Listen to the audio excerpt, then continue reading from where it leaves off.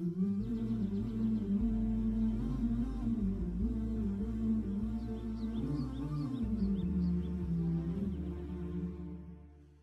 alaikum everyone, welcome back to the channel. Today I'm sharing with you 4 suhoor recipes that are super quick, healthy, easy and inspired by food mentioned in the Quran and in the Sunnah.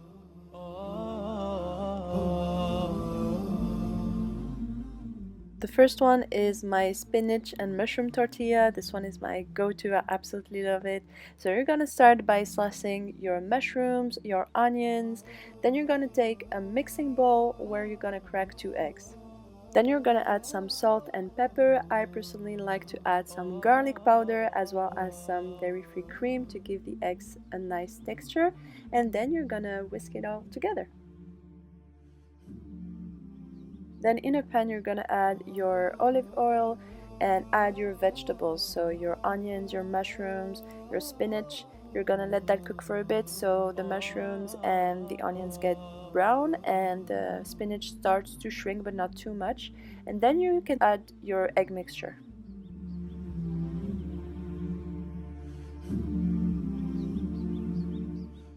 After letting that cook for 2 minutes, you're gonna add your tortilla wrap, let that cook for 2 more minutes before using a plate to flip the pan over.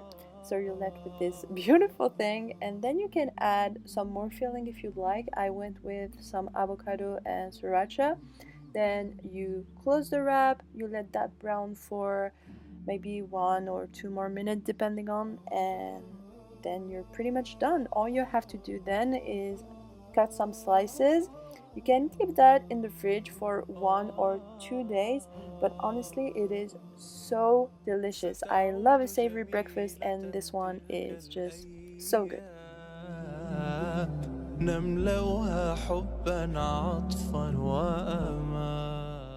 Onto the second recipe, which is my homemade dead granola. I love this one because it's super quick and easy and super healthy.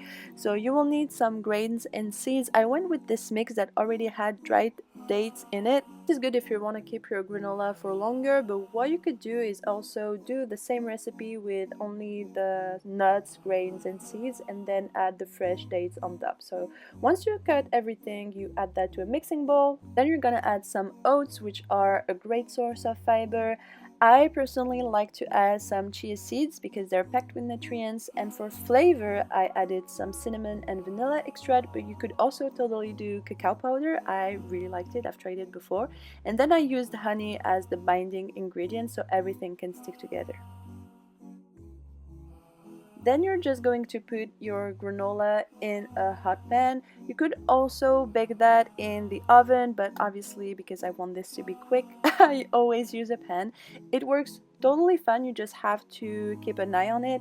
I like to just stir it a little bit, and when everything gets brown and golden and starts smelling super delicious, then it's usually good to go. I add that to an airtight container, and then you can keep it for up to 2 to 3 weeks. It's so good, you guys. I love adding that to my Greek yogurt, to smoothie bowls, to chia pudding as well if that's something you like, but honestly it's super healthy. Just yeah, such a good breakfast to have.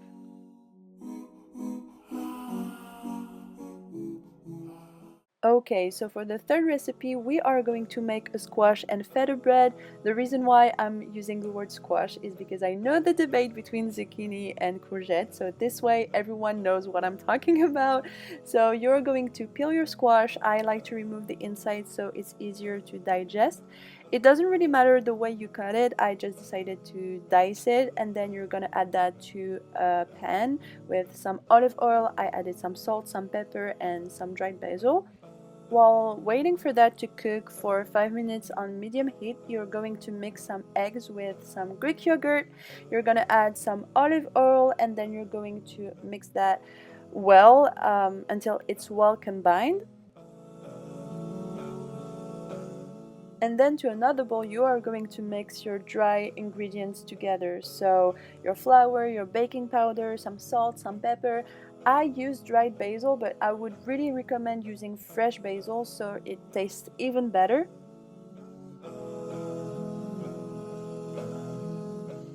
Then you're going to mix that all together very well, and then you're going to move over and cut your feta cheese. I like to cut it in big chunks. I also added some tomato, but this is optional. You could very much add olives, but I hate them. That would make it even more Quran inspired, but I truly cannot eat olives. Then you're gonna add all your vegetables, your feta. I added some parmesan to the dry mix. You could use Italian seasoning if you wanted to as well. Then you add your liquids and you mix it all well together. After that, you're going to pour your mixture into a cake mold. You're going to bake it in the oven at 180 degrees Celsius, that's 350 Fahrenheit, I think, for around 35 to 45 minutes, depending on your oven. You can just poke a knife in, and if it gets out dry, it means it's ready. I added some seeds, pumpkin seeds, sunflower seeds, and then you're left with this beautiful loaf. What I really like about this is that you could make it for iftar, for example, and then have the leftovers for suhoor, but it is so delicious. It would actually be perfect for a picnic as well.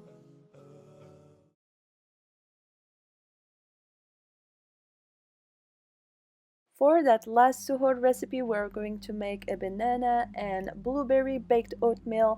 I actually really wanted to add some pomegranate to that recipe, but I couldn't find any in at my local supermarket. So this will have to do. It's still super delicious. So you're going to add some oats, some chia seeds, some cinnamon, a pinch of salt, a little bit of baking powder to a mixing bowl. Stir that well all together. Then in another bowl you are going to mash your banana. You are also going to add some apple puree. We call it compote in French. I don't know if that's a word that exists in English as well. This one is actually with blueberries, so I thought it would match well. Then I added some maple syrup. I added some oat milk, which makes this recipe vegan actually if you are vegan or plant-based. And then you're going to mix that all well together, and then all you have to do is add your liquids to your dry ingredients. Mix that well together again.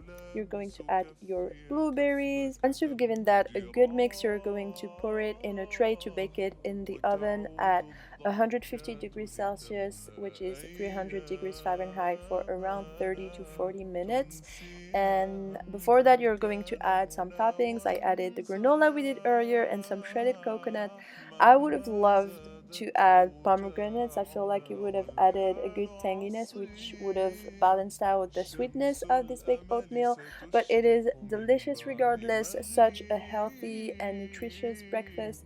It's super crispy on the outside, really gooey on the inside, and soft as you can see here. And yeah, it's a good option to keep in the fridge for the week, and I like to have it with Greek yogurt as well. This is it, guys. I hope you liked the video. Make sure to give it a thumbs up if you did. Let me know if you'd like more Quran and Sunnah inspired recipes. I'm not a professional, but I do love to cook, so if you'd like to see more content like this, do let me know, and I'll see you in the next one, inshallah.